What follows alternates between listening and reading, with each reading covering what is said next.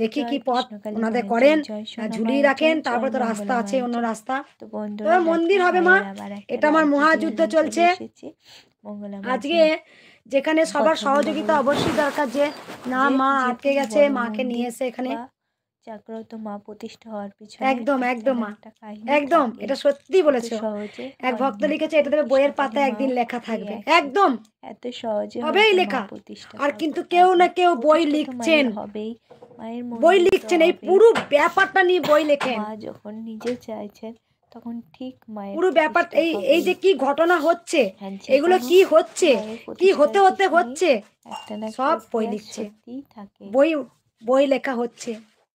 যে আজকে একটা মন্দির করার জন্য কতটা ঝড়, কতটা কষ্ট আজকে নিচ্ছি, আমি বুঝতে পারছি, আমি আমি বুঝতে পারছি।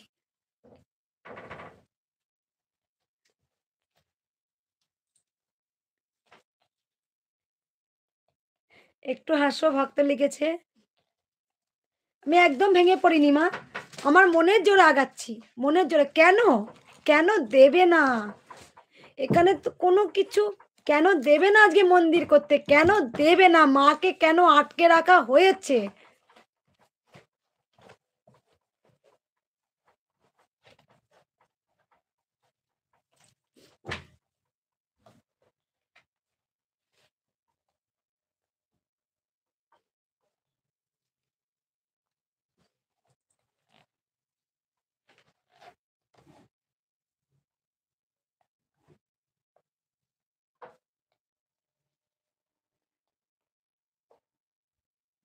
বাংলাদেশ থেকে বলছে বাবা, আমি দেখেছি বাংলাদেশের প্রচুর ভক্ত এসেছিলেন আজকেও।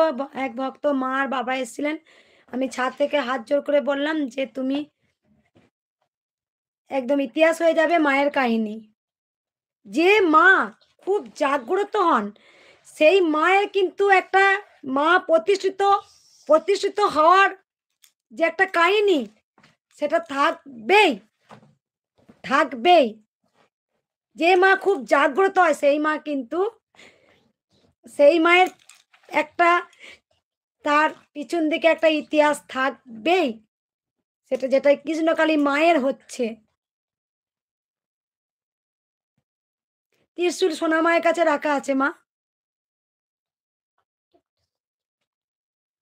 ত্রিশূল সোনা মায়ের কাছে রাখা আছে।